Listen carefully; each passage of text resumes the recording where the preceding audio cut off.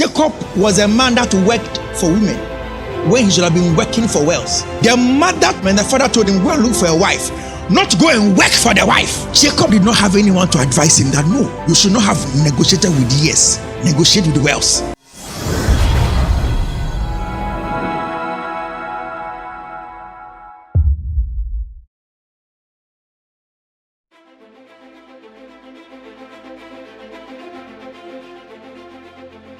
Work for fathers, especially if you are working for the long term. Genesis 29:10. You see, Jacob was a man that had 14 blessings pronounced over his life. One of the blessings of Jacob was that the promise given to Abraham shall be fulfilled by Jacob.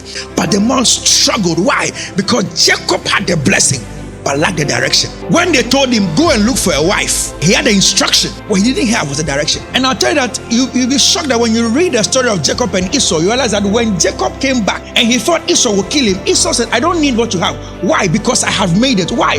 Because Esau was under a father. Jacob was under a master.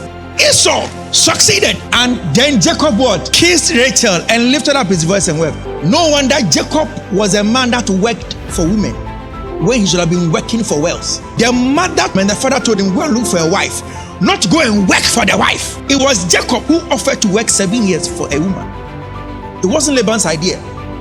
For 14 years, God kept quiet whilst Jacob labored in the house of Laban. Why?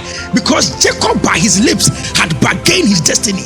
Jacob did not have anyone to advise him that no, you should not have negotiated with years, negotiate with wealth. If Jacob has said that I will pay you 50 cattle or sheep for a woman, then God could have multiplied the sheep in that order. God could have fast-tracked the sheep, but God could not fast-track time. 7 years must be 7 years. There was no shortcut.